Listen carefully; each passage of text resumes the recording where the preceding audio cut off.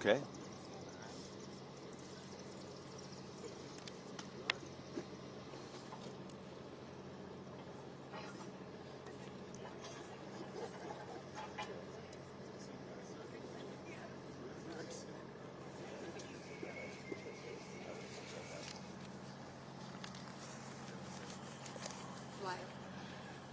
We are live. And before we actually talk to them, you mind if we have a moment in prayer? Definitely. Just a quick moment.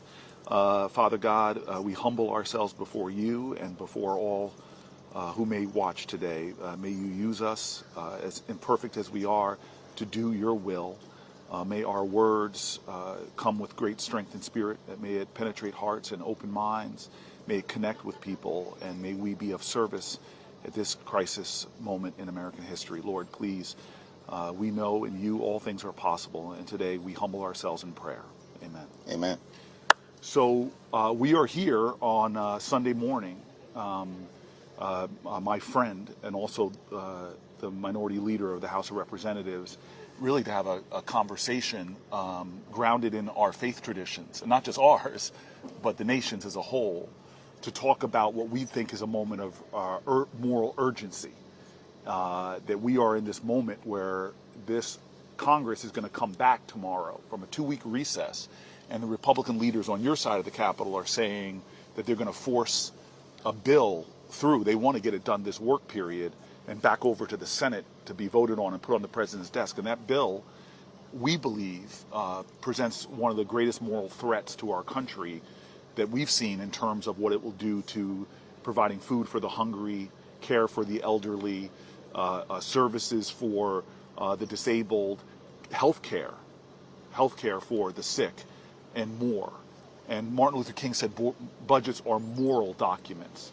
And that's the spirit we come here this morning in, hoping to have a larger conversation with all who will watch. We want to sit here for a good number of hours and engage in conversation. We hope people will come if you're in the area and sit with us, but also that you'll watch and perhaps give your own testimony to your moral urgency that you feel, to maybe your faith traditions or moral traditions that make this and motivate you in this moment to speak out. Maybe you'll share your story of what the threat of this bill does to you and your lives. And that's really the spirit we're coming in, sitting in with, and we want to just start a conversation between the two of us, but maybe you might want to say something as an introduction. Yeah, well, first of all, it's great to be with you, and happy birthday. Thank you. I'm sure you didn't expect last year, when thinking about this birthday, that I would be your birthday date in this location. Yes. But this, of course, is the moment that we find ourselves in, and delighted to be here because this is, as you've indicated, a moral moment. And this is a Sunday morning.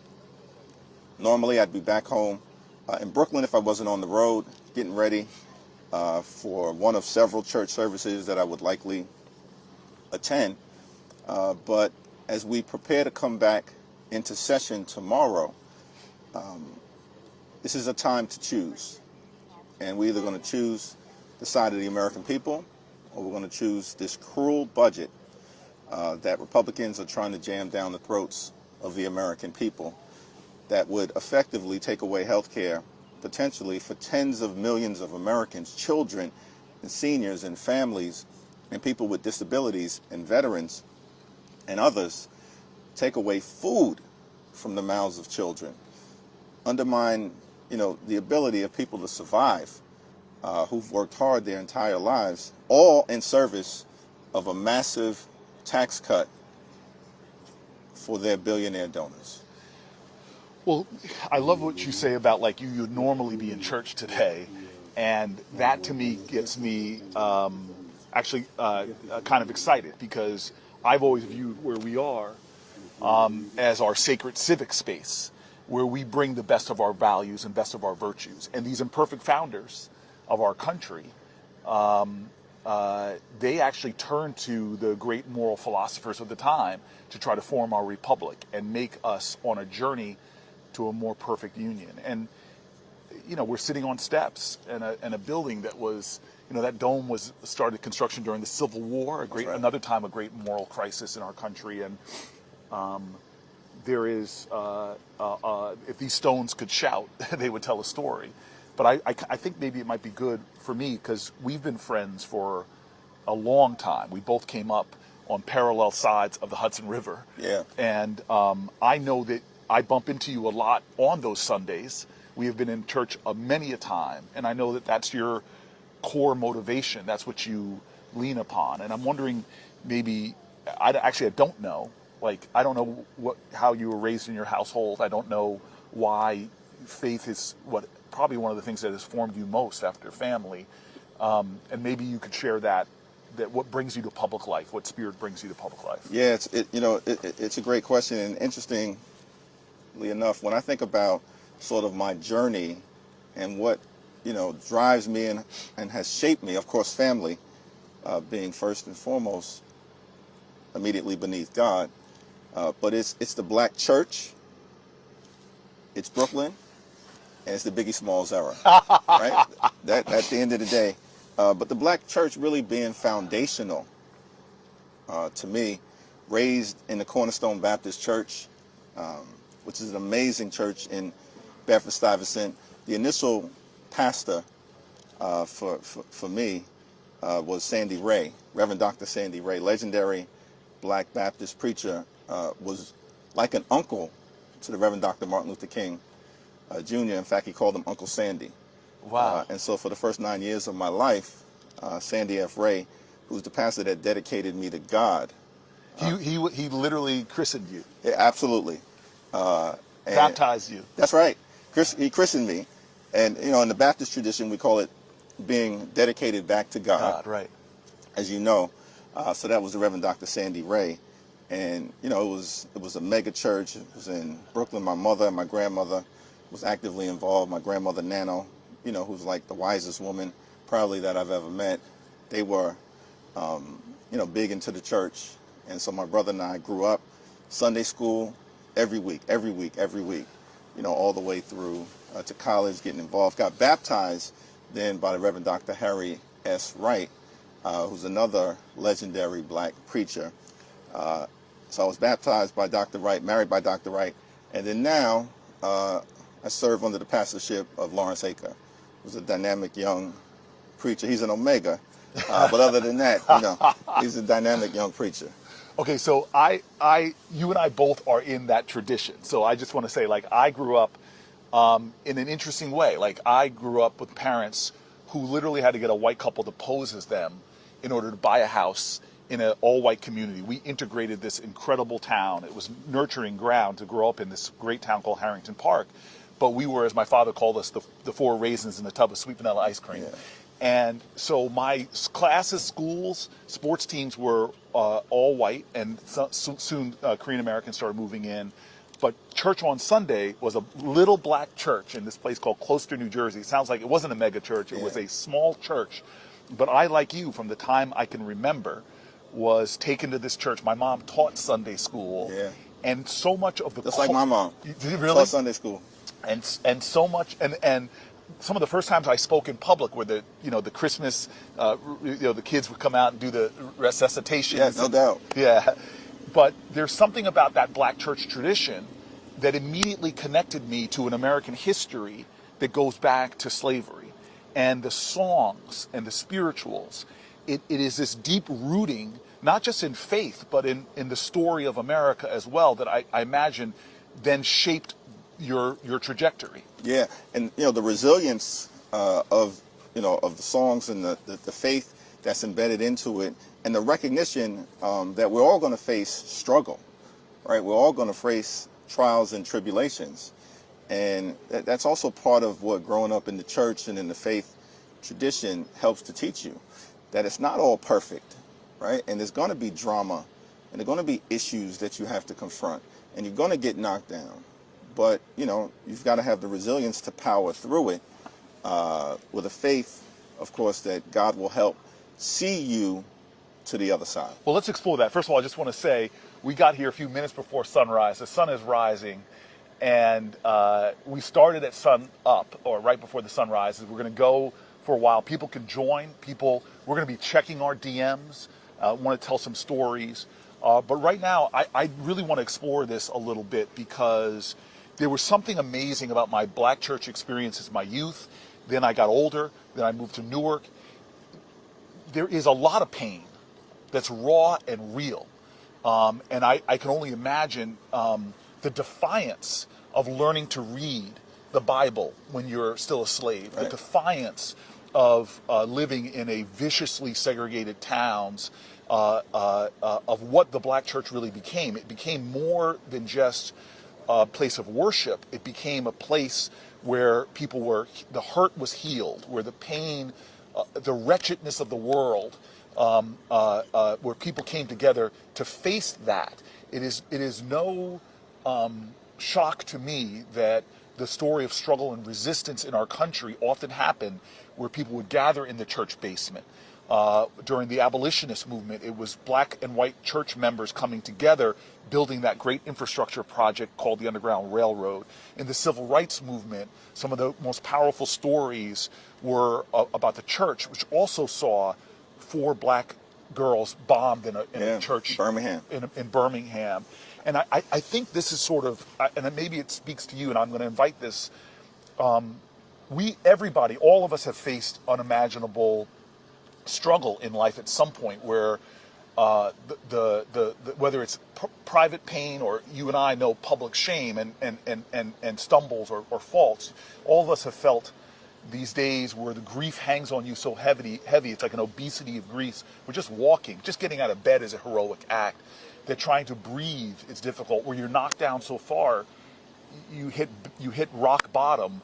But that's where in the church, at that rock bottom, that the solid ground becomes a faith, that's the solid ground to start building, get people back up again, but also helping them to connect their struggles to the larger struggles and that fight for freedom.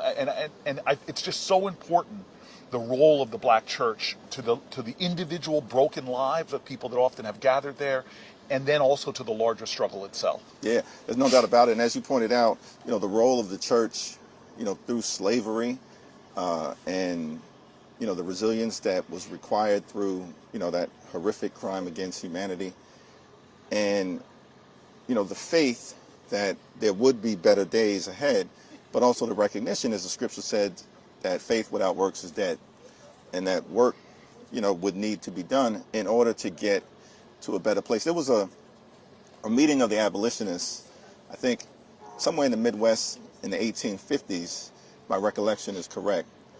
They were gathered, and Frederick Douglass expressed frustration with the slow pace of progress toward emancipation.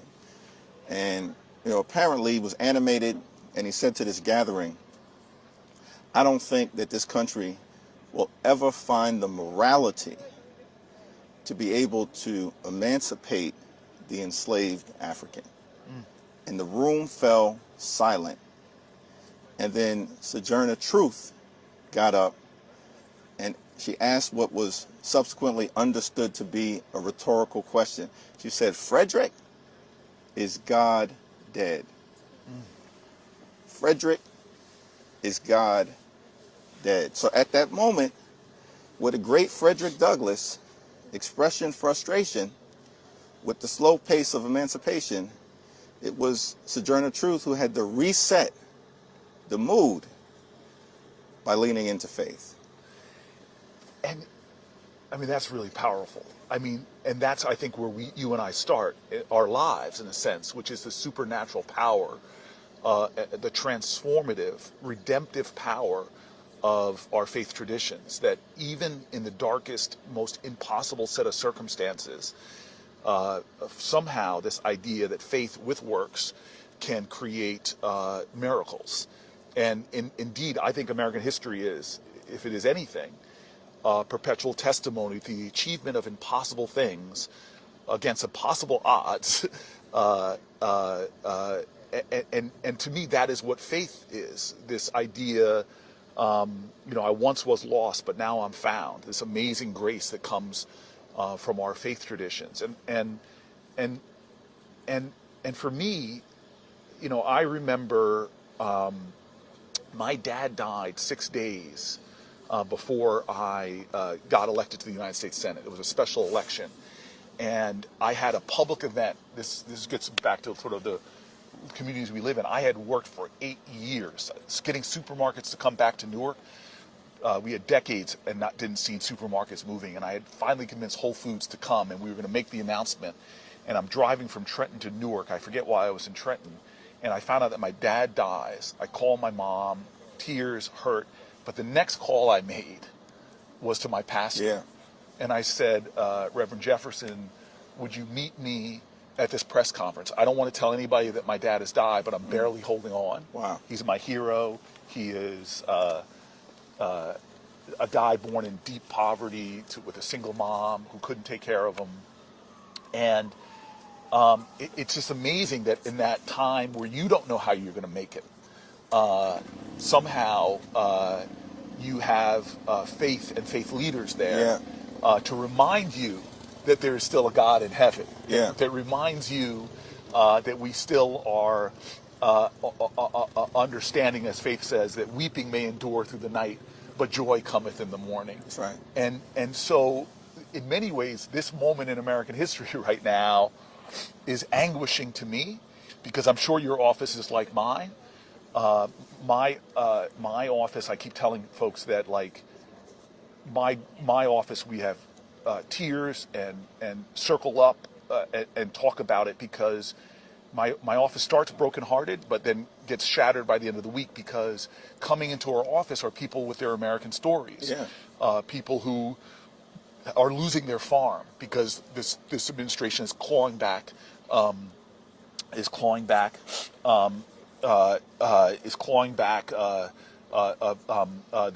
contracts that they won. Yeah.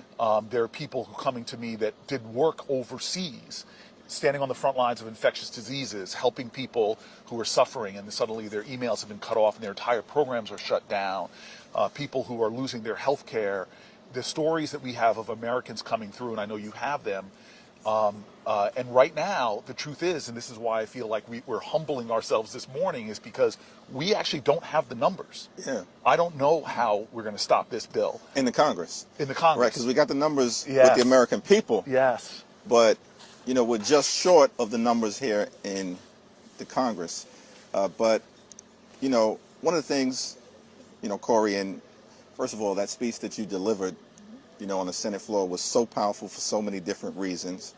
Of course, you broke Strom Thurmond's record, wiped him from the history books. That in and of itself has such moral power and force to it. He was a segregationist defending, you know, the institutions of Jim Crow oppression. And you were able to take to the Senate floor and speak to the better angels of the American people, all with a recognition, though, this is a tough moment. None of this stuff is normal. Like the assault on the economy, the assault on health care, the assault on Social Security, the assault on veterans, the assault on the American way of life, the assault on democracy and the rule of law. None of this stuff is normal. And, you know, it is going to require resilience amongst us as members in the House, in the Senate, you know, people who are elected officials, civil rights leaders, members of the clergy, faith leaders, but probably above all else, you know, the American people. Which is why we're here on your birthday having a conversation with the American people. But I wanted you to say, you sort of had that moment of for me, of like, wait a minute, Cory, we don't have the numbers, but we still have the power, and the power relies with the people. And in 2017,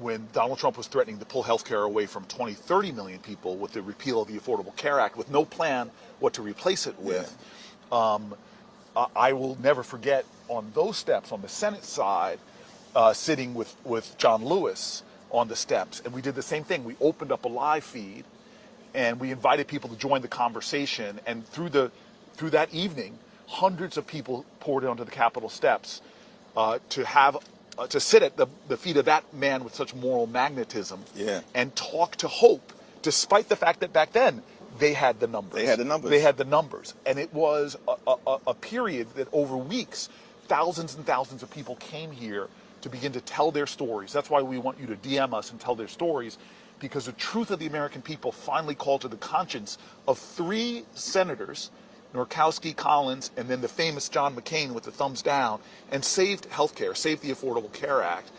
And in many ways, that's the redemptive moment we have to find a way towards now. And in many ways, it's throwing yourself on the faith in the people, in the power of the people. That's what our democracy is in many ways, our founding documents, as imperfect as the founders were, imperfect as the people are, it's a break with the normal course of events and saying we're not putting our faith in the divine right of kings and queens. We're not putting our faith in some theocracy. We're putting our faith in the power of the people. That's exactly right. That they could do something. And at this moment, building upon what you're saying, all we need at this moment are 4 Republicans to do the right thing in the House and 4 in the Senate. 4 and 4. 4 and 4. Well, we had talked last night that this was not going to be, as you said to me before we came out here, classical music. This is going to be improvisational. It's going to be more like jazz. We don't know what's going to happen when. I thought the first person that was going to come here was going to be one of my prayer partners in the Senate, Angela Alsobrooks, but unbelievably, a man named Chris Coons. And by the way, people are already starting to gather. I see one of my law school classmates, hi Tom, who is an incredible government worker who's seen the carnage happening in a lot of these departments.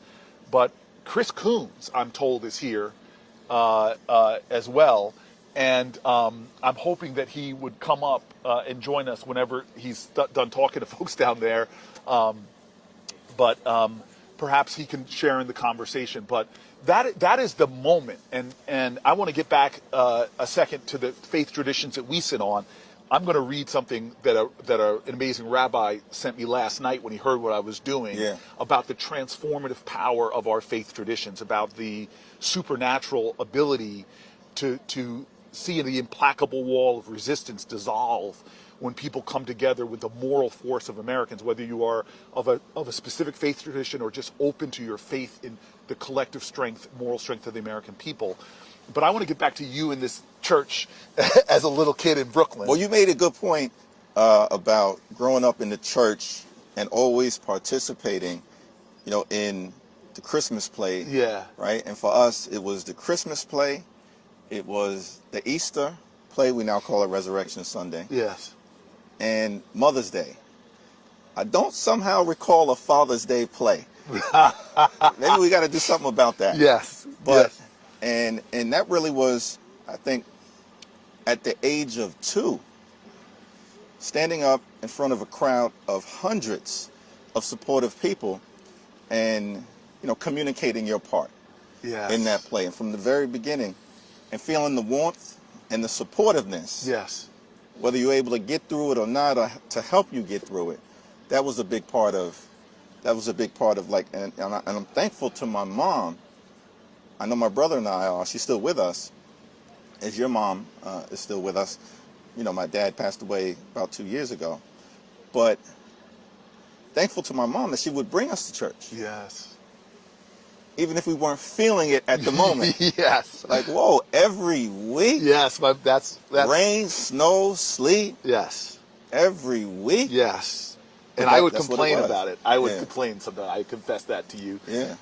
But my mom would take us, and I'm now happy that those traditions are within me.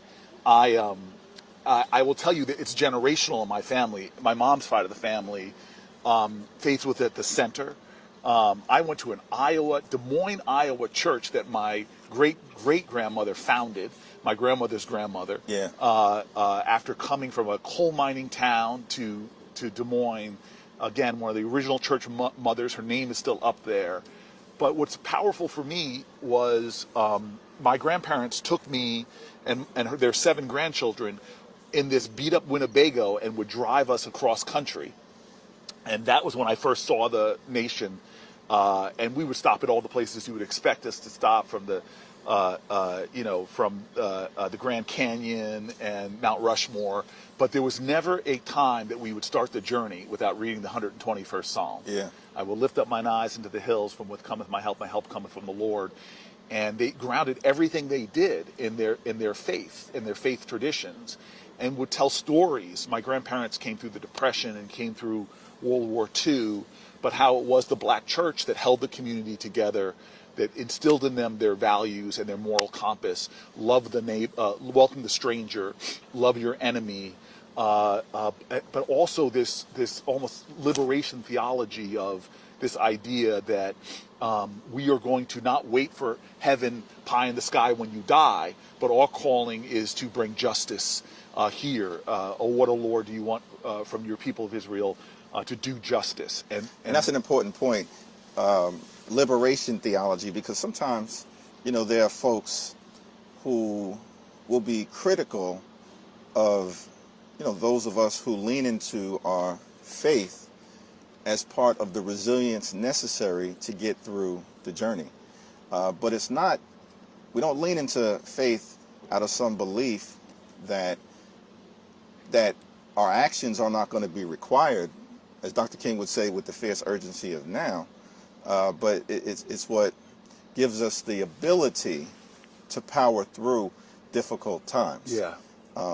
And as I mentioned, faith without works is dead at the end of the day. But that liberation theology, the notion, as you pointed out, and we'll talk about, Matthew 25, yeah. right?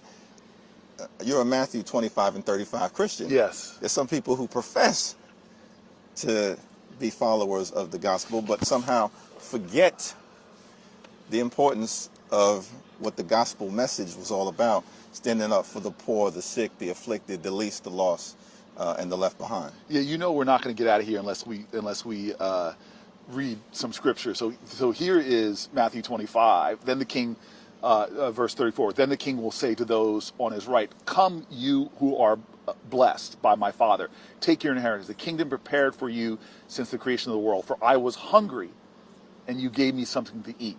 I was thirsty, and you gave me something to drink. I was a stranger, and you invited me in. I needed clothes, and you clothed me. I was sick, and you looked after me. I was in prison, and you came to visit me." Then the righteous will answer him and say, "Lord, when did we see you hungry and feed you, or thirsty and give you something to eat? When did we see you a stranger and invite you in, or needing clothes and clothe you? When did we see you sick or in prison and go visit you?" And here it is, the verse 40. The king will reply, "Truly I tell you, whatever you did for one of the least of these brothers and sisters of mine, you did for me." That's it. And that is then reflected in the Lazarus poem on the when France gave us this gift, and we the Statue of Liberty, and they wrote the poem. It reflects Matthew 25.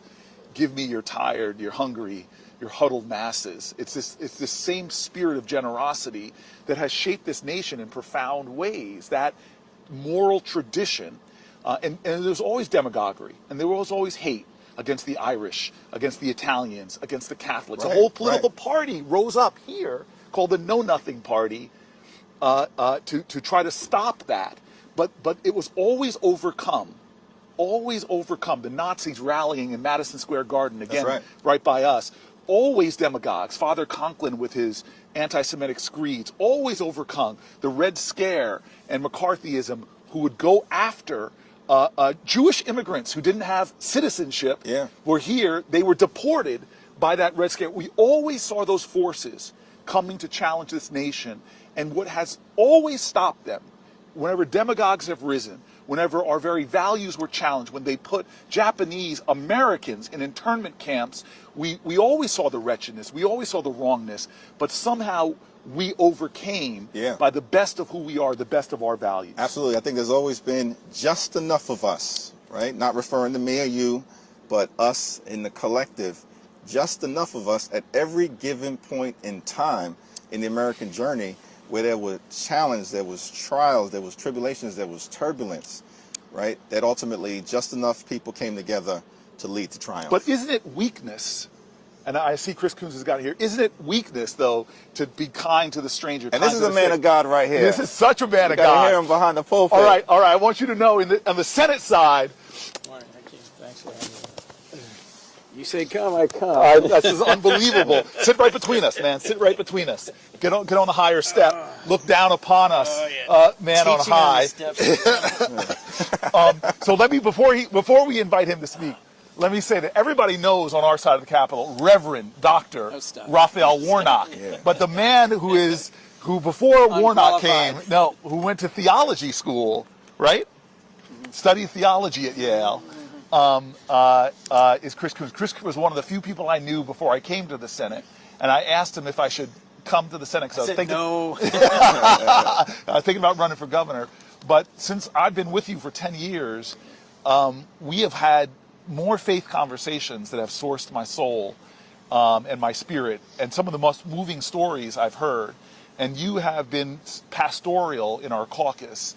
And so when I told him I was doing this, I said, there's no way I can make that. He said, no way. His twins if there's his twins' birthday today, he has obligations in New York tonight. Wow. And so I wake up this morning and I'm getting ready, and then I see a text from him saying, I have a big mug of coffee and I'm on the road.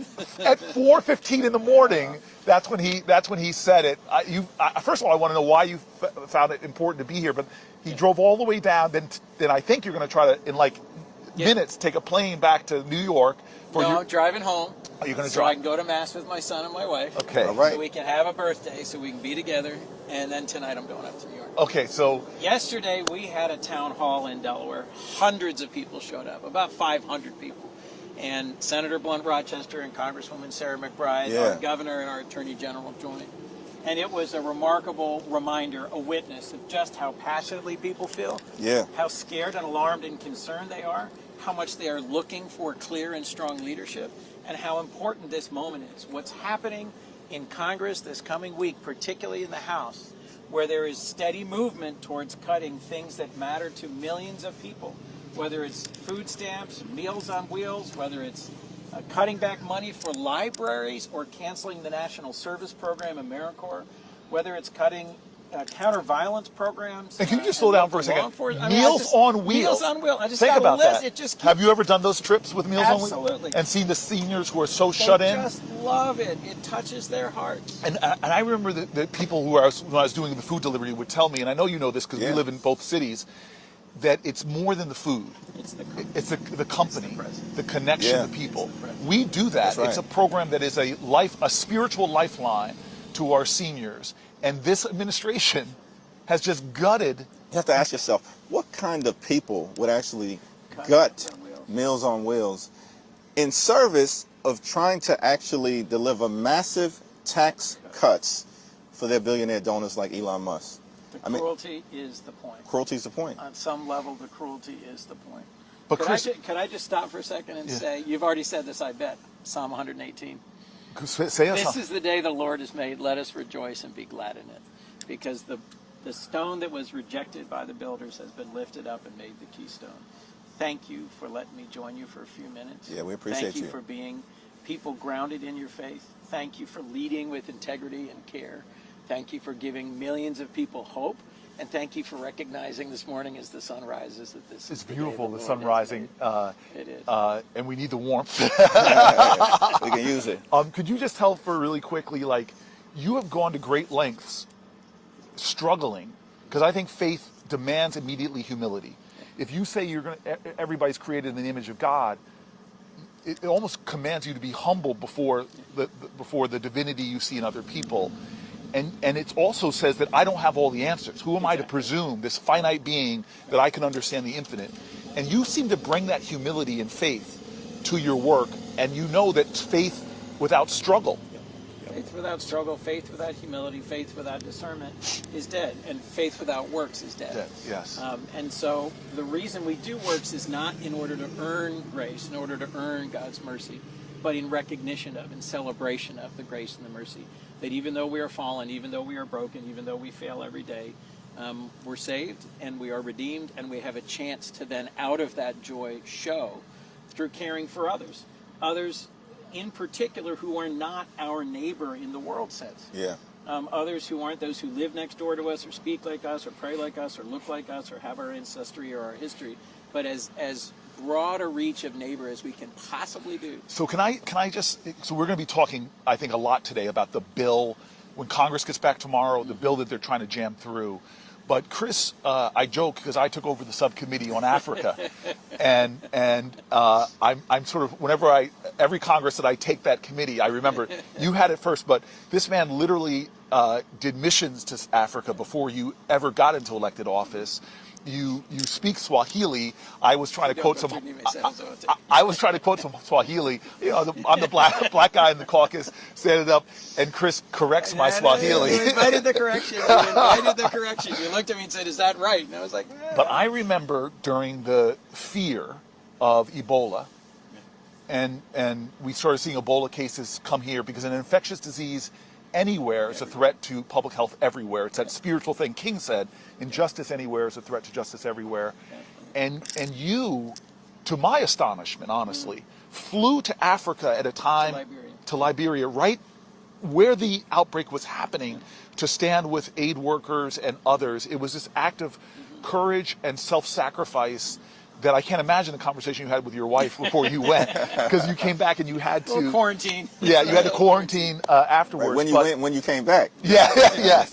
And so I'm asking, like, the gutting of the programs that you and I and Hakeem, we all have worked so hard to get feeding programs, to get PEPFAR, to get AGOA, all these acronyms that actually we have seen on the ground representing millions of lives. Saved millions of lives. So can you just describe maybe a little bit more of what's happening and why that is such an affront to American national security, but also American values? Yeah. I mean, first, in the most selfish way, why would you cut the programs that are monitoring and intervening to prevent the next Ebola outbreak? There is literally an Ebola outbreak in Uganda right now. Or treatment-resistant tuberculosis, or bird flu. We've got diseases emerging all over the world that are a threat to us and a threat to millions of our fellow citizens of the world, and we should care for both reasons.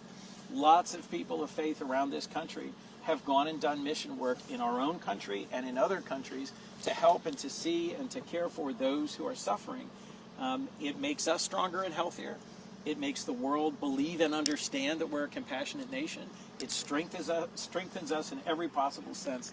Some of the most inspiring people I met in Liberia were from Samaritan's Purse. We're volunteers. We're from Doctors Without Borders. We're volunteers who were there risking their lives. People of every race. People with Ebola, of every background. Every faith tradition. It is stunning to me, the brutality and the speed with which the cuts this administration's put in place have caused organizations like Catholic Relief Services, World Vision, Save the Children, Bread for the World, CARE to lay off tens of thousands of people. I've gotten calls and emails from them, folks who were serving all over the world, who showed the world what the United States is about. Now we're showing we're not a reliable partner. We don't really care about anything other than the transactions. I was recently in the Philippines. It is the most natural disaster-prone country on earth, and they are grateful for the way Americans, through nonprofits and through AID and through our military, have responded to earthquakes and volcanoes and tsunamis and typhoons, and now we've cut that. We've completely cut that. The other day, I was on the phone with Governor Beshear of Kentucky. I said to him, you know, you're a governor in a red state, you're a Democrat. What is the thing that brings people together most in Kentucky? And he said, response to natural disasters, the ways we come together to respond to floods and tornadoes here in Kentucky. And AmeriCorps has been central to responding to that, also just cut by this administration. So the three of us have had this experience. I've had it from the Caribbean to Nepal, where we show up and they rejoice in Americans. Nepal was like, that was the first place, one of the first places after the earthquakes, but one of the first places we had AmeriCorps going, and the Peace Corps going to Nepal, and the love they have for America at a time that our global competitors are competing to trying to get love and loyalty. And now we're not only tearing, and I've heard from the aid workers that are telling that they got their cell phones cut off, their access to their files cut off. But I just want to make this even more human for you. We had a hearing to listen to the aid workers and the leaders of some of these organizations like UNICEF and Catholic Charities, again, faith-based organizations. And they were giving their testimony, and I've never seen this from you before, but I hope you don't mind me putting you on the spot. as they're going over and telling gut-wrenching stories about what they are cutting, you break down. I've never seen that from you before, and start weeping in a hearing that wasn't public, but these people you've known for years that weren't calling you senator. Many of them were calling you Chris. Chris, remember when I saw you in? Yeah. And you just break down. And then I choke up. I'm a bit of a sympathetic crier. But I just had never seen it, that one of my colleagues who spent their life in the Senate doing so much good work for Delaware, but understanding that Delaware's interests are connected to the world. And now you are so broken. And we were talking about that earlier, about our black church tradition, that the church welcomes so much brokenness. And then somehow the strength forms at the broken places. That where the shattered pieces of lives somehow expand us. And so could you just talk about... God fills in the breaks. Yeah. Absolutely. The most powerful and the shortest verse in the Bible is Jesus wept. Wow. Jesus wept looking out over Jerusalem. Jesus wept seeing the fallenness of humanity. Jesus wept seeing the suffering of people. And Jesus' heart is broken by what is happening right now. It's so powerful that you mentioned that. It calls for us to act. Reminds me growing up in the church, and there'll be times that you'll be called upon to communicate your favorite scripture. And you know, you're young, you're 4, you're 5, you're 6, and so you're struggling to recall a scripture. And that one's easy to remember. They got the one of my boys, and he said, "I got this." He said, "You got this?" He said, "I got this." Jesus wept. Hope is. Faith is the substance of things hoped for, the evidence of things unseen. Faith is. And so He's the one who challenges me to repeat that. That's right. Hebrews 11:1 every time I see it. So, but I want to go to that moment. Like, I feel that. I was telling him in my office and watching these idealistic, hardworking, it's the staffs that do so much of the work, watch them take a meeting. In that meeting, they hold it together, but when that person leaves telling us their story of fear and pain and hurt, and especially what these cuts to Medicaid mean to the mother with a beautiful child with a disability, what this means to a person who's relying on it for health care. There's a brokenness in America right now that I've never experienced in public life. There is an anguish going on right now and a fear.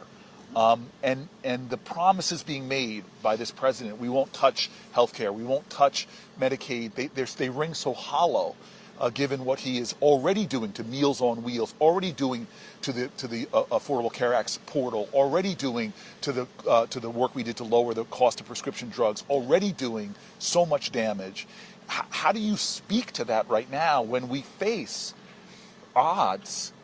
There's only 47 of us in the Senate. We're 4 shy on the Senate side, and as the leader knows, we're 4 shy on the House side. And you have relationships. You're one of the people that I see spending most of the time. If you look at the number of times people physically cross over to sit in conversation. I work hard at relationships with Republicans. I have been texting and calling Republican senators this week who know the good that AmeriCorps has done to promote volunteerism in response to disasters in their I was in an elevator with you. I don't mean to expose too much. I should stop having you with me. But you're furiously texting the Secretary of State about programs that we did in partnership with him when he was in the Senate, and now he's witnessing what we're witnessing as a president cutting the funding to bipartisan programs that we did. He's doing it. He's doing it. And we've got a bill coming over this week, a rescission bill, that will actually challenge us to vote to endorse the cuts that have been made in some of these critical programs. And Chris, I have not given up hope. Yeah. I have not given up hope. But right now, we are not seeing them standing up in the way they have to. And if you could speak about just this concept, right? Because there's military power, and we've got the most lethal military in the world. That's important, right, in terms of our safety, our national security. You know, we've built the most powerful economy that exists in the world right now, though, of course, the forces at the White House are crashing it in real time and driving us toward a recession. That's problematic, the exact opposite of what was promised. So there's military power, there's economic power, but then there's soft power. And, if you could just speak for a moment about the value of soft power and the bang for the buck that we've gotten by being able to be there for people all across the world. As Cory said earlier, it's the right thing to do from a values standpoint, but it also is, most importantly, perhaps the right thing to do in the context of keeping the American people safe and secure. Absolutely. Hakeem, I've seen it over and over around the world in countries large and small, in countries developed and countries of opportunity and possibility. And I've heard it directly. Probably the first time I heard it really forcefully, I was with Senator Isaacson. We were visiting with the president of Ghana. It was my first trip ever to Ghana. And we sit down in the president's office, and before we can say anything, he says, "Stop. I just want to say something to the two of you. When the British were our colonial masters here in Ghana, they took everything. When they left at independence, they took everything with them. And the only reason I'm here today as president of this nation is two young Americans who came to my village as Peace Corps volunteers. They taught English and they taught math and science." And he said, "Your nation is the nation that has become great, not by what you took, but by what you gave, and we will never forget that." Yeah. That was an incredibly generous statement by the late former president of Ghana. But that echoed and rang over and over in visits I made to capitals and to villages in countries where the Millennium Challenge Compact, Peace Corps volunteers, USAID, and volunteers from America have made a difference. We spent last year less than 1% of our budget on all foreign aid, on economic development and disaster assistance, less than 1%. $850 billion on the Defense Department, about $30 billion on USAID. Yeah. And every possible definition of foreign aid, maybe $60 billion. The difference is huge, and the consequences are great. I think of it as smart power. What our diplomats and our development professionals are able to do, you've seen it. The PRC, the Chinese are opening consulates, embassies all over the world. Yeah. And in a dozen countries, they are now showing up right now and saying, "Oh, this clinic used to be run by the United States. They've just walked away, dropped the keys, shut down the program, walked away. We'll take that over." Yeah. "Oh, this program for housing, for education, we'll take it over." And the Chinese are there not out of a sense of humanitarian motivations, but out of a sense of strategic competition with us. So this president, his Secretary of State, his Secretary of Defense, his National Security Advisor have made a big point of we're competing with China, we're competing with China, we're competing with China. But can I ask you both this question? The best way to compete with China is to show who we are and to show the best of who we are. To show up with our values. Absolutely. And that's what we're anchoring this conversation in our moral values. But before we go back to the bill and what people can do and must do, I just want to ask the two of you, I know you're hearing what I'm hearing, but what are you hearing from countries around the world that used to ally with us? I remember this great moment on the Senate side where we sat down, the ambassadors of all the a bunch of our European allies, and you, me, and Lindsey Graham shamed them because we had just convinced Biden, who undercut, we thought, on food funding. He put a lot more than Donald Trump is, but we wanted more money in a bipartisan way. And then that gave us the moral authority to say to them, you all need to be stepping up. But now we're seeing, and I know you just came back from an important Codel, we're hearing from our people something different. What are we hearing? From Denmark? Yeah, just, like befuddlement, puzzlement. What are we doing? What are these threats? That's exactly right. I mean, Denmark has been an ally of the United States, certainly a close ally for the last 80 years, founders of NATO. They're contributing to the Ukrainian war effort per capita, I think more than any other European nation, and perhaps more than the United States. And they just are perplexed as to the claim that the vice president made, for instance, that Denmark is not a good ally, which seemed to have come out of nowhere. And they are the closest of allies and are ready to work with us on a wide variety of issues, including the strategic importance of Greenland. And so they just are dumbfounded, confused, and I said to many of them, so are the American people. So are the American people. And it makes us less safe when we are less believable, reliable, and trustworthy. That's right. And there's no place that this is being seen worse, I would think, than Ukraine right now. Yeah. It is the defining challenge of this century for Europe. We pulled together 50 countries that in combination have contributed more to Ukraine's defense than we have. They accepted millions of refugees. They've spent billions of dollars. They've emptied their stockpiles and storehouses and sent the weapons and the training and the support because of American leadership. And now we have a president who is berating the president of Ukraine in the Oval Office, who is threatening to abandon them, who is saying you don't have the cards after he's the one who gave the cards away. But can we set this up? Because there is a world order before World War II and a world order after World War II. Yep. After World War II, by the way, the incredible sense of America, you know, this Lafayette, we are here, we're coming back in the way that the French helped us. We're going to try to save the humanity from totalitarianism. We vanquish our enemies, and then we do something unbelievable. Only country on earth with a nuclear weapon. The vast majority of the manufacturing capacity of the world in our country, because Japan and Europe have been bombed flat. Right. Tens of millions of refugees, an impoverished world, and we say, we'd like to share all of this. We'd like to invest massively in the recovery of our former enemies. Yes. And we'd like to set up this organization that is about preventing war and promoting peace. And we declare to the world there is not only a new world order where the fascism and the totalitarianism is not going to be, we are going to show our values, not talk, not preach, but we help to rebuild these nations. But even then, as Russia, Soviet Union is growing and puts down these iron walls, suppressing freedom, we do the Berlin airlift. Another great exemplar of American willingness to go to great lengths to preserve free people and to preserve freedom.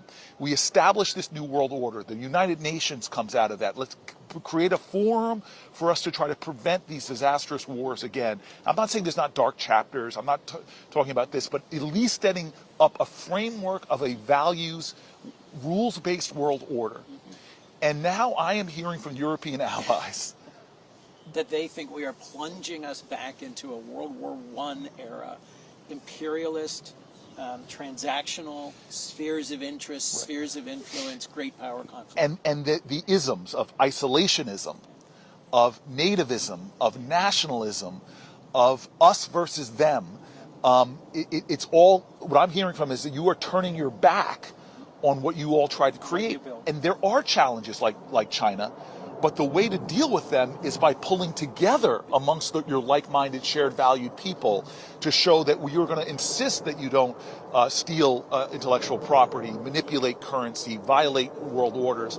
And so what Trump is doing in this war, when we've all visited places like Estonia and Latvia and Lithuania, who are terrified right now. Right on the front line. Right on the front lines, upping their percentages of contributions of their GDPs to the military protection, are saying, wait a minute, we can make a stand again. Why is this country not only turning against us, but calling people yearning for freedom, like Zelensky, dictators, and buddying up?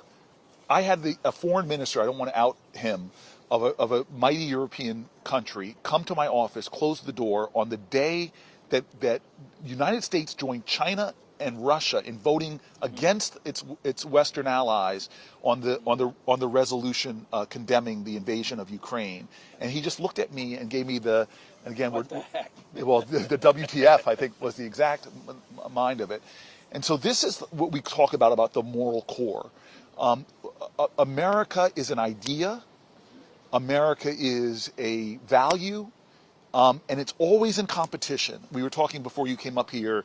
There's always been this nativism, always been this these sort of streams within our country trying to undermine the larger multicultural ideas of what democracy should be. But we seem to always be getting better, not always in a straight line, but always making progress towards better and better. And this yet is one of those moments where, again, the very values of our country is in the balance. And it starts with, how do we treat our own?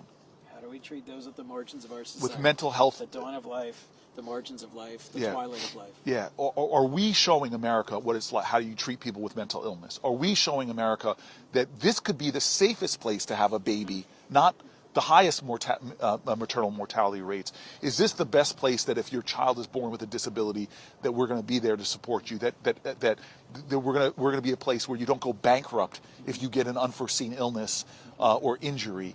This is the questions that we are trying to solve in this sacred civic space that are at conflict right now. And somehow, I don't even understand how we fully got here. I take responsibility for it.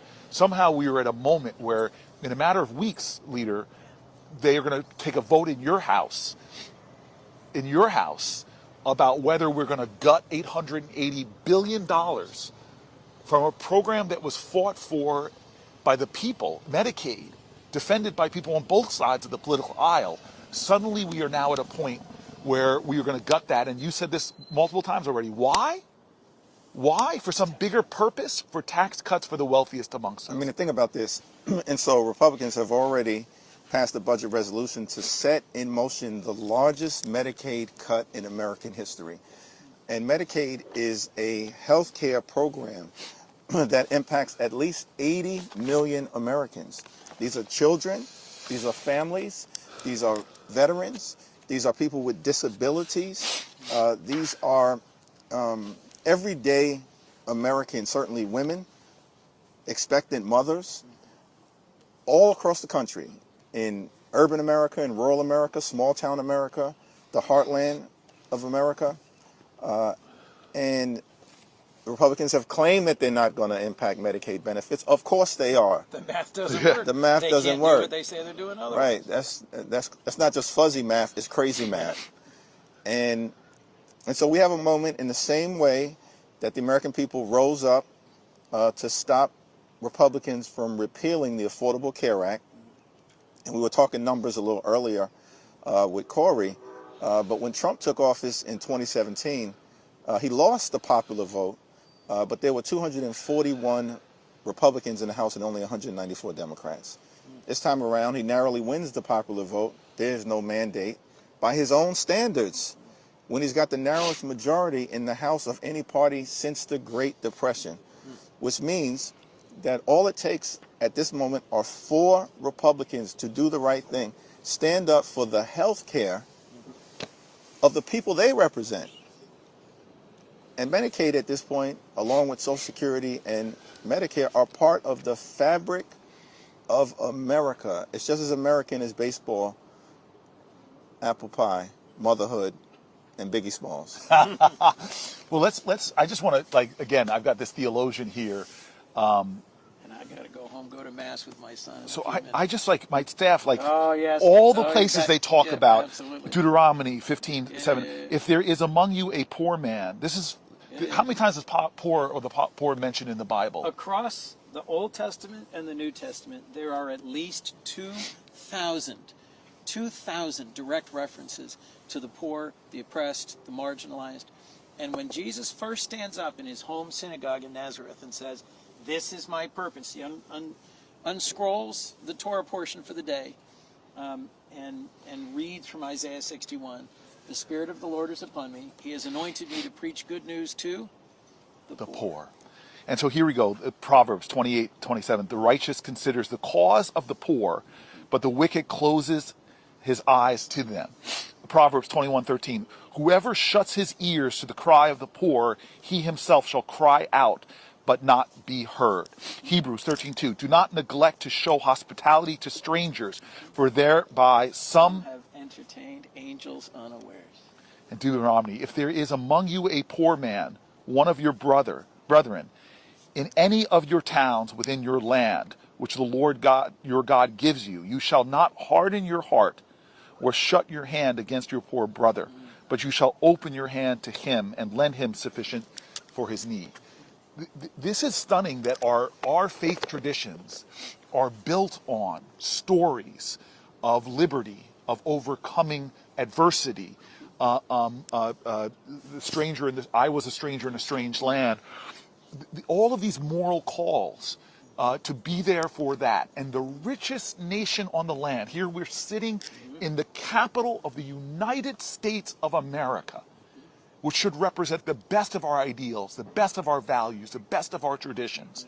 How presidents from Lincoln all the way through to FDR or JFK, or even Republican presidents like a Bush who started something like PEPFAR, have tried to call upon these traditions of our faith. And here we stand with a president who is saying, with the budget he has put forward in the House, we want to gut these... Everything that helps people on the margins of our society and the world. Right. It will teach our children, it will teach the rest of the world, it will teach the future, the values that animate this country. If in fact they slash Medicaid, if in fact they end Meals on Wheels, if in fact they cut to the core everything from Peace Corps to AmeriCorps to the investments in child care, Head Start, daycare, and elder care, we will show the world what we're about, and I will be ashamed of that moment in our nation's history. So let me say this, because it is not charity. You know, Chris got to get the mask. I got it too. Okay, last thing I'm going to say, my brother. The other thing that It's 2 hours away. Is it charity, or is it enlightened self-interest? Every dollar you spend getting a child above the poverty line returns $7 to the economy of the United States of America because of the increased productivity when you have these programs we've seen, like school lunches. They make a difference. So this is not even just this idea of charity. It is investing in yourself and the well-being of your country, because my child will be bereft of the genius of your child if they don't get a great public education. My child will be bereft from the inventions or the entrepreneurialism of your child if they don't get that understanding. When we expanded the child tax credit through the work of these men here, for 1 year, we cut child poverty almost in half. And they literally looked at the brain development of some of the children, not having all that cortisol and that fear, and the different kind of developmental issues for kids that are given more economic security. What happens in a global knowledge-based society where we elevate the potential genius of our very own children? There's no way you can even economically quantify unleashing the artistry and the genius of more and more children. Let the children come to me, and woe unto him who blocks them. Yeah. I mean, I cannot think of a clearer call that we should invest in children, that we should open the doors of opportunity to them, that we should support and love them. And thank you. Thank you for your leadership. Thank you for being someone who sees clearly this moment and is challenging folks to speak up, to speak out, to get engaged, and to be a part of this moment. Because we're going to show the world, and we're going to show our families, and we're going to show history who we are in these coming days. You are the leaders we need for a moment such as this. Well, appreciate you, brother. I'm going to why don't you put your hand on his shoulder? We're going to pray traveling mercies, Lord. Bless this man in his sojourn home. Deliver him unto his family, and thank him, Lord, for his work. Let this humble, faithful servant continue to do your work. Amen. Happy birthday. Thank you, brother. Thank you, brother. Chris, thanks for being here, man. Thank you. All right, we've been talking a lot about the Christian faith. Can we talk a little bit about? I have to say that you and I live in a community where the Muslim tradition and the Jewish tradition thrive. Absolutely. And we see extraordinary people who, I always say, before you tell me about your religion, first show it to me in how you treat other people. Before you tell me how much you love your God, show it to me in how much you love all God's children. Before you profess your passion for your faith, show it to me in how much compassion you have for God's children. And we see faith and the works in our communities of people grounded in faith. And so I do a lot. I'm a guy who grew up in a black church. I'm Baptist, but I actually study Torah. And so I have a number of rabbis that I'm very close to. And I just want to read to you this. His name is Rabbi Matthew Gwartz of Temple B'nai Jeshurun. This is a church that started on what is now Martin Luther King Boulevard in Newark. Yeah. It used to be High Street. And we have a lot of famous rabbis that have come from Newark, actually. In fact, the guy that spoke, Rabbi Yocham Prince, who spoke right before Martin Luther King, was one of the featured speakers who spoke before King. At the March on on Washington. the March on Washington. That's right. Was a rabbi from Newark, New Jersey, but he said this, and I think you'll find it really interesting, leader. Faith in the English language can only be used as a noun. There is nothing intrinsically active about it. One can't faith something. In Hebrew, it's both a noun and a verb. Here's where the rubber hits the proverbial road. When one breaks down the root of the word faith in Hebrew, it boils down to a word we use all the time, amen. And what does the root of the word amen mean? It means I believe that it's true with every fiber of my being. At the same time, I doubt that it's possible. Wow. That conflict between believing it but knowing it's also impossible. So faith doesn't connote blind belief, but instead an absolute commitment to believing that anything is possible, even while and perhaps because of the fact that we doubt that it's all possible. That is not about being blind to the challenges, but it's the realism of it all that impels us to take action.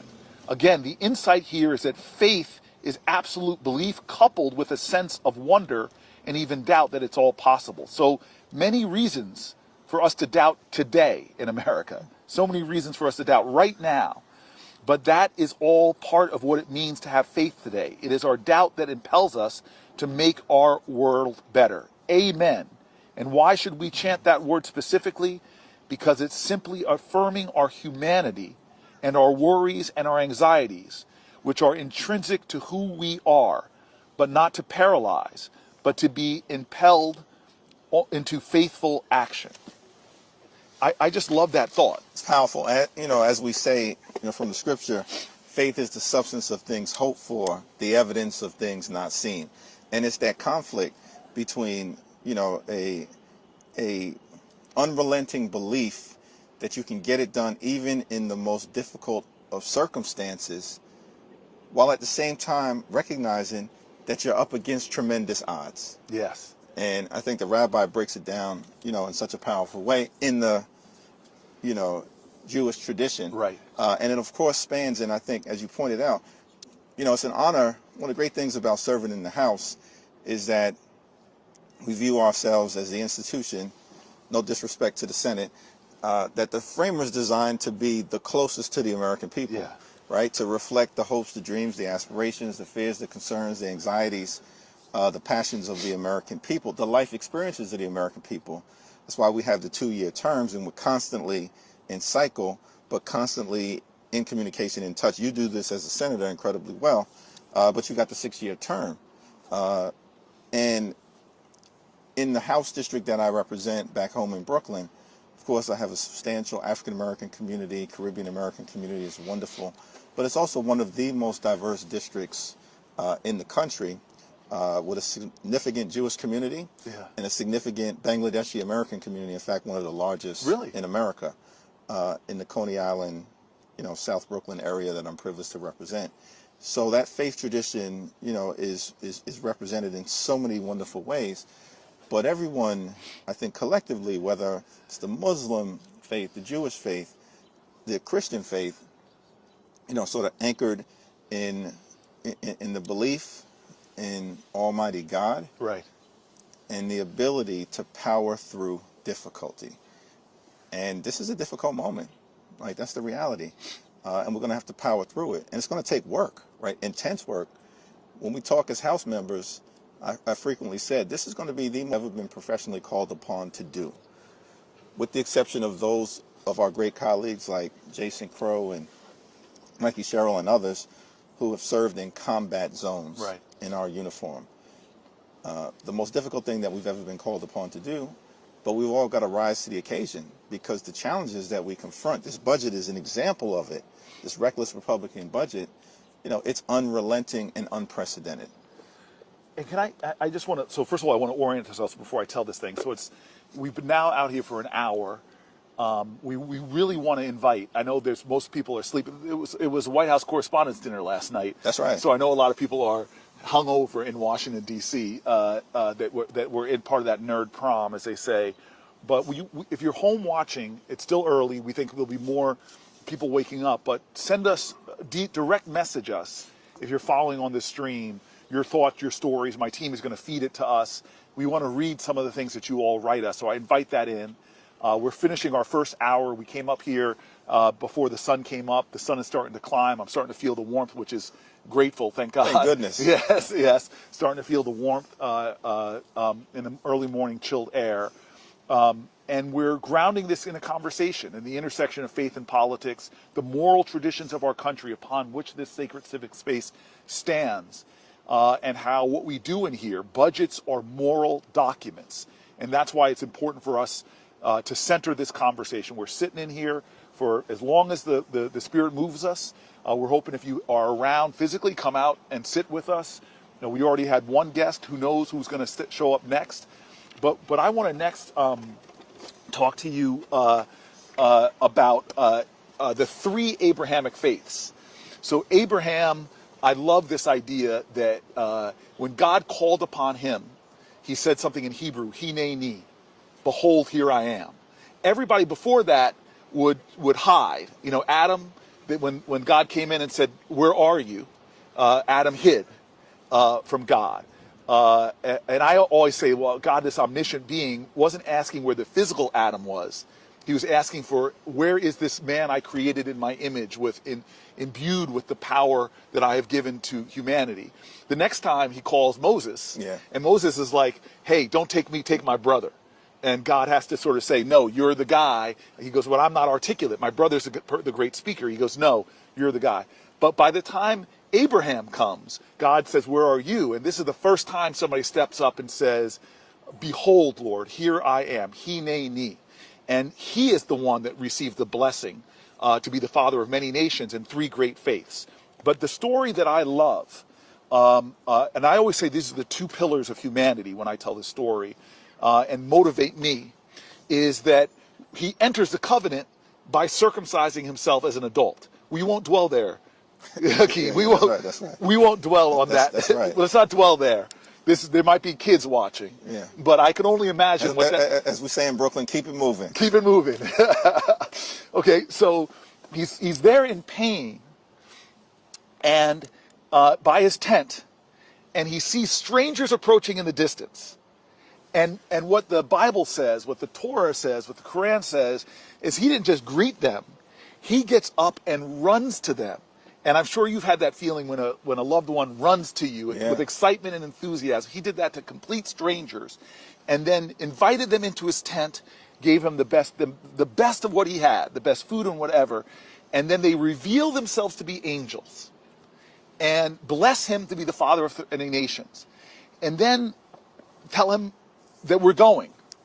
They're leaving. Okay, where are you going? Yeah. And they say, we're going to destroy a city. Messengers from God. And what does he have the audacity to do? Argue with them.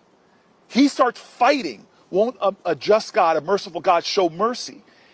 And so these two pillars of what he did right before the blessing and what he did right after the blessing, to me, are the 2 feet of humanity. One is, the Hebrew word is chesed, kindness, decency, loving other people, even if they're strangers, and the other one is justice. In fact, the word is the same in Hebrew as it is in Arabic, pronounced with different emphasis, but sadaqa, this idea of justice. And that's the pillars of humanity. This is one of the reasons I love you. I think you stand on those 2 feet. I've seen you for decades, man.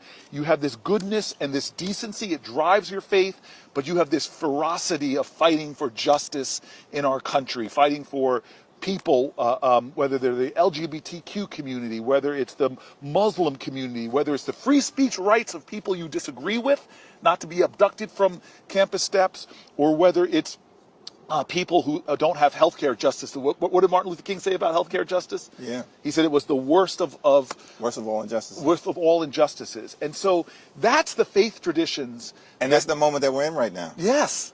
That's the moment that we're in right now. And you know, it's interesting. The question that I think we all have to ask is, are we serving with people who pray on Sunday,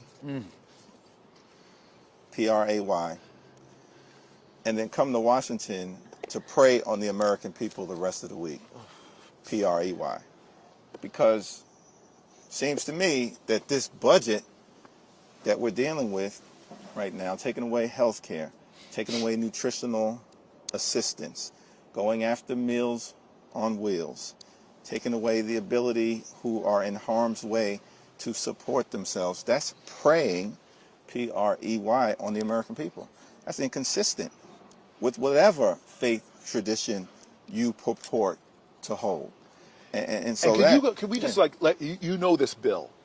So let's just let people understand even minor cuts to Medicaid.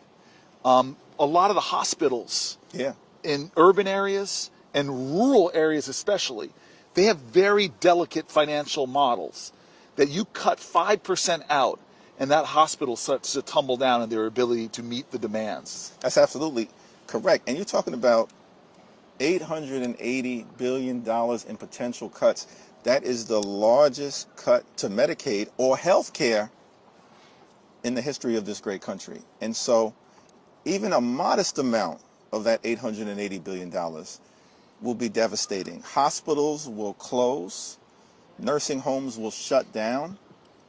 People will die. This is a life and death situation, which is why we're calling upon the American people to show up, stand up, speak up to your representatives, to your members of Congress. Share your stories. We'll elevate them as part of this effort to stop this reckless Republican budget from becoming law.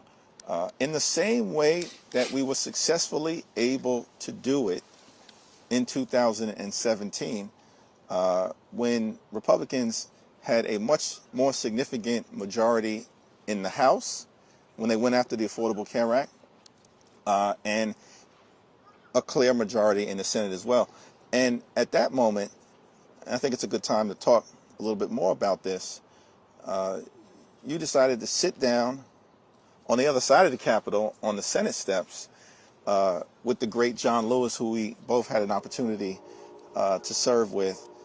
And, you know, I want you to share some of your John Lewis experiences. I want to hear I'll share some of my John Lewis experiences. Okay, let's go toe to toe. Amazing to serve. On John Lewis. But tell us about that 2017 moment and what led to you sitting down with the great John Lewis on the Senate steps, talking about what needed to happen to save healthcare in America. Maybe I'm going to plant a seed of let's get to the point where it is weird when I would come over to the Congressional Black Caucus, which meets over here. Yeah. When I came to the Senate, I was the only black person in the Democratic caucus, so I would often come over not just to learn, but to sit in fellowship. And around that table are these lions. Yeah. You know, Sheila Jackson Lee of blessed memory.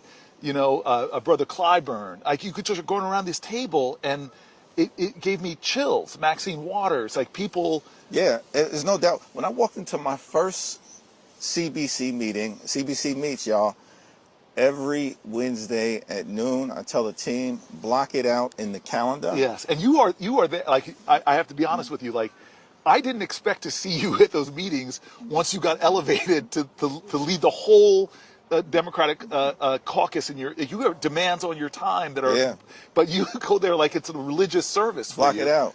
You know, I say block it out. I'm locked in on the CBC's foundation. It's an honor for us to stand on the shoulders of those giants. And I'm sure you had this experience when I first went to my CBC meeting as a first-term member, and I walk in, and there's Charlie Rangel, right? Maxine Waters, Elijah Cummings, Eddie Bernice Johnson, Maxine Waters, Barbara Lee, Benny Thompson, the great Jim Clyburn. I mean, you were former right? members of the Panthers. You were former Bobby SCLC. Rush. Bobby Rush. Yes, I mean, I'm like, how did they let Hakeem Jeffries into the room? Like, really, how does this happen? But that's the foundation, you know, part of the continuing journey. And but yeah, to be able to serve with John Lewis and the other lions and lionesses of the Congress. So let me get that sets it up. I mean, so you and I have this. It's almost this humbling. You know, the baby boomer generation, which you and I would call the civil rights generation, this is their sort of last moment on the stage. Like, the baton was passed to you from the great Nancy Pelosi. This is the last baby boomer president. No matter what we say, it's the last baby boomer. There's a chapter being turned. But the great thing about that generation is they're like, as long as there's breath in my body and blood in my veins, you see them fighting the fight and giving us tutelage and tutoring us. And around that table, it's the strangest, I didn't expect to find such fellowship. Yeah. Most of them from the Black church too. The CBC annual event that you have been led before, the gospel up in there, some of the performances that have been given have brought tears to people's eyes. Prayer breakfast is one of the most powerful events that Yes. take place on Saturday morning. Yes, and we're praying here on Sunday morning. This is a prayer as they have said before, praying with our feet. Okay, so this is my first experience with John Lewis. Was the first time I met him was when I get a call from Skip Gates. Yeah. And he says to me, I want you to be on my show, Finding Your Roots. I go, are you serious? He goes, yeah. Skip, I feel like I hit the lottery. You're going to trace my history? He goes, yeah, I think we should do an episode with an up-and-coming young person in politics. And I thought he was going to pair me with another up-and-coming person in politics, like a Hakeem Jeffries. But he said, no, we're going to balance this. We're going to put a young blood with a seasoned veteran. And I'm like, okay. And he goes, we're going to put you with John Lewis. And I'm just like, man, that's not fair. My ego suddenly got humbled because the start of it is this, they tell the background of people. So you hear John Lewis, hero of the civil rights movement, his biography, literally bled the southern soil red for freedom, marched and sat in and all this stuff. And then it goes Cory Booker, right. Grew up in suburban New Jersey, riding his big wheel, fell off, It's this unbelievable, mountain and boy. But I met him, and we go to this a civil rights museum in his district, and they literally have his feet in stone there, to mark the great shoes and feet of different civil rights leaders.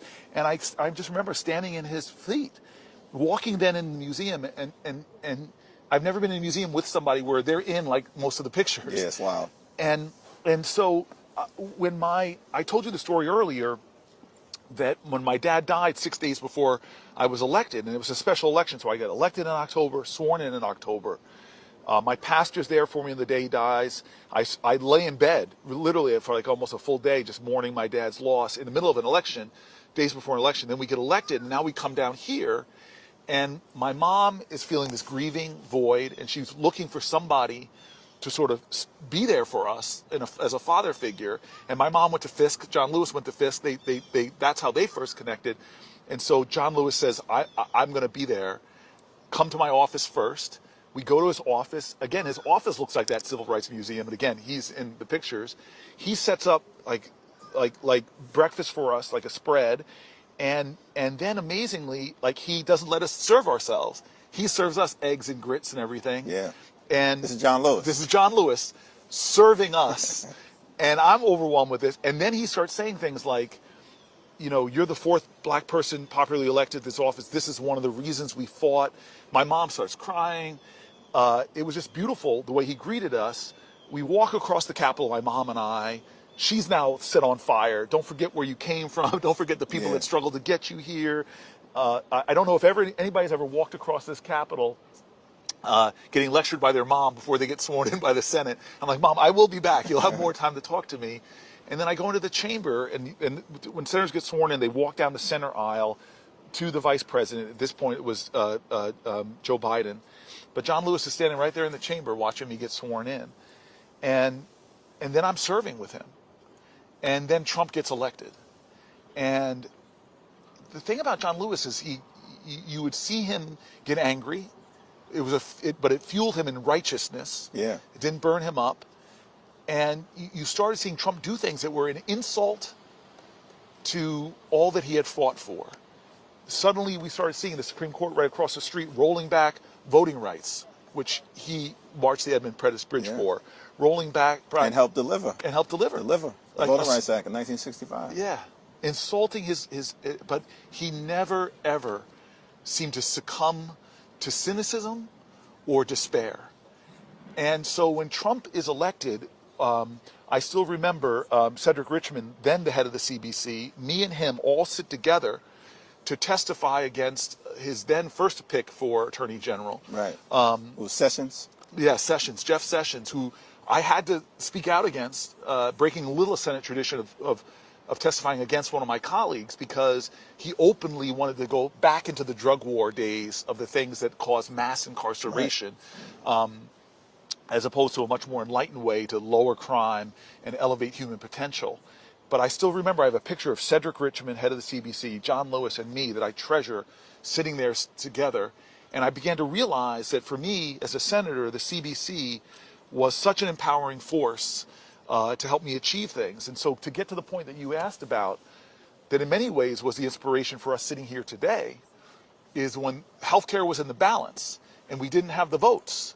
And we had to find some way to appeal to the conscience of the country to activate them to come out like we really need to do right now, and appeal to the consciences of his colleagues. Because John Lewis had respect from people on both sides of the aisle. That's right. I called John Lewis up and I said, maybe we could do something different. These are not normal times. It demands something different.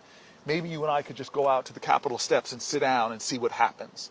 And we opened up a live stream back then. It was Facebook Live. And just talk to America. Just talk to America. And what was interesting for me is I peppered him to tell more of his stories of struggle, of setback, of vicious beatings where the bus couldn't make it all the way and the bus gets bombed, of vicious beatings where you couldn't get across that Edmund Pettus Bridge and your head gets cracked open. You have to be carried back to a church for help, of vicious beatings sitting there at a sit-in, having hot coffee poured under you. He seemed to be trying to tell everybody, don't give up, don't relent, get in good trouble. That's right. Necessary trouble. You can redeem the soul of this country. And it was amazing that sitting down, and I'm hoping this happens today, hoping more people will see this. We're already seeing people coming out, but people just started coming. And the plaza was full of people, and the live stream was getting so many thousands of views as this man held court talking about the moral moment we were in. And those are a few of my John Lewis stories. Yeah, and what John Lewis would always say to us, never give up, never give in, get into good trouble, necessary trouble, right? Over and over and over again, no matter what the challenge was. And of course, he had the great moral authority, who faced tremendous odds. Those civil rights heroes and foot soldiers, they had no reason to believe that they could be successful up against 100 years of Jim Crow and racial oppression. But they had the courage, the character, and the conviction. They knew what was right. They stood up for it. They spoke up. They showed up. And they were able to put America in a much better place. And it's that type of courage, that type of character, that type of conviction that I think is going to be required right now. So many different moments that we all had with John Lewis. I remember when I was a first-term member, and I had been asked by the then chair, Marcia Fudge, to preside over the CBC Special Order Hour, which is, every hour during Mondays when we were in session, the CBC would control the floor for an hour. Really? And we'd be able to I didn't know this. Yeah, we'd be able to speak to America. And, a special order hour, they call it? Yeah, special order hour. So, it's on the House floor once votes close. Right. Right? The different caucuses, or sometimes it could be an individual member, can reserve an hour of time. A whole hour? Whole hour of time on the House floor, not 25 hours. Whole hour of time on the House floor to speak to America. So the CBC, we would call it the hour of power. Okay, I like that. And so Marcia Fudge asked Stephen Horsford and I to preside during our first term. Oh, so you actually sit up in the chair and preside? Well, not sit up in the chair, actually anchor it from the floor. Okay. So we can yield to others, right, during the special order hour, but we can carry, it's really pretty much the only time that you can really yield outside of the context of a debate. Okay. So Stephen Horsford and I were presiding over the special order hour, and we have to decide every week what topic we're going to speak to. So you had the situation where Michael Brown is killed right down in Ferguson, and the movement rose up to try to address that. And part of the movement, of course, was hands up, don't shoot. Yeah. So that case is working its way through the justice system. And we decide, as it comes to an end, and the officer who was accused of killing Michael Brown is acquitted, that we were going to speak to this issue on the House floor during the CBC hour. And Stephen Horsford and I, would alternate who was actually the lead person presiding. So on this particular occasion, it was me. So I come to the conclusion that I'm going to begin that hour by raising my hands and saying, hands up, don't shoot. All right, first time it was brought to the House floor. Say, hands up, don't shoot. And I just made the point that it's a rallying cry for people who are fighting for justice down in Missouri and across the country. Equal protection under the law, liberty, and justice for all. Hands up, don't shoot, and then we go into the debate.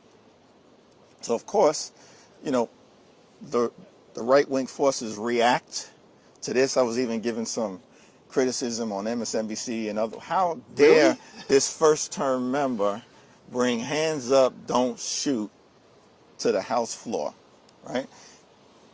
So, all night into the next day, there's like this avalanche of criticism. So then I see John Lewis on the House floor, and he says, young man, come over here. So I come up to John Lewis, and I was concerned. I didn't know what John Lewis was going to say to me. Yeah. And he said, I see that you got into a lot of trouble last night with that hands up, don't shoot gesture. And you're getting criticism all over the country. A lot of trouble, young man, but don't worry. That was good trouble. And I said, if I got John Lewis's approval, I'm all good. But that's the type of man that he was. He would encourage us to show up and stand up and speak up for what we believe to be right. And so, can you tell the story? We both know this in history, and I see the senator from Maryland, from the great state of Maryland. Yes. You are. Yeah, come up here. You're right between us. You're right between us. Okay. I'll come down.